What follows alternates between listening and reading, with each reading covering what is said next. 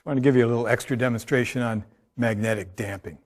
Here we have an aluminum wheel, which is free to spin. It's been painted so you can see it a little better, and it has nice ball bearings here, so it spins quite freely.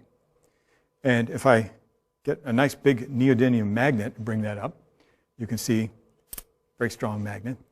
I can bring that up to my conducting aluminum disc and cause it to stop.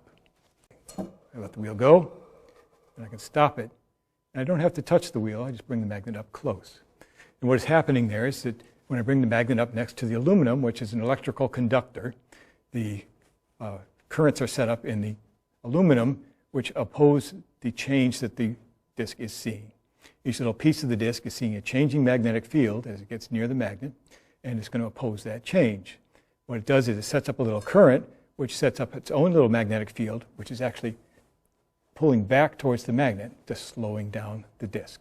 So we get the disc moving, we can slow it down. Now in this process, the energy that was in the spinning wheel has been turned into heat inside the wheel.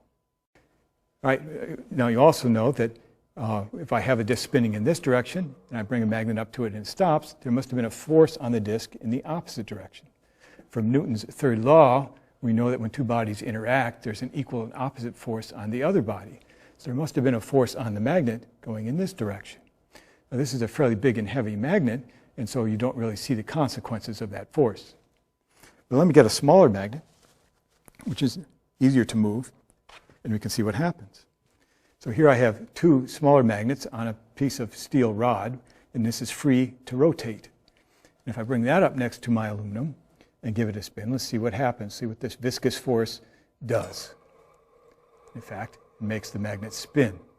Much like the friction between your car wheels and the road makes your wheels spin, this magnetic force is making this spin.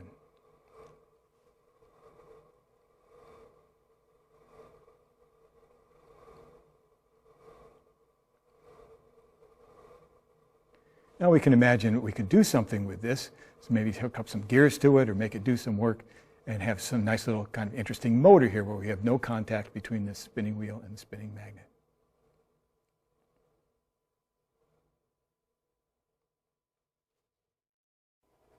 I have here a coil hooked up to an oscilloscope, and just remind you that if I have a spinning magnet inside of a coil, I will get an electrical signal. If I spin the magnet, put it inside the coil, and you can see on the oscilloscope that I'm getting quite a large signal from this. And this gives you an idea. Maybe we can connect all these things together, and from that we can get a little signal. So now if we put the coil up here, put our little spinning magnets inside, next to, but not touching, this rotating aluminum, we should be able then to get a signal from this.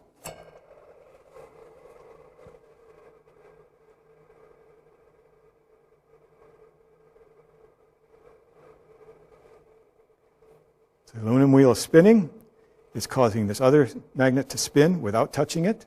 This magnet inside the coil is causing this electrical signal to be induced in the coil, again without touching it, and we could then use that signal to do something interesting.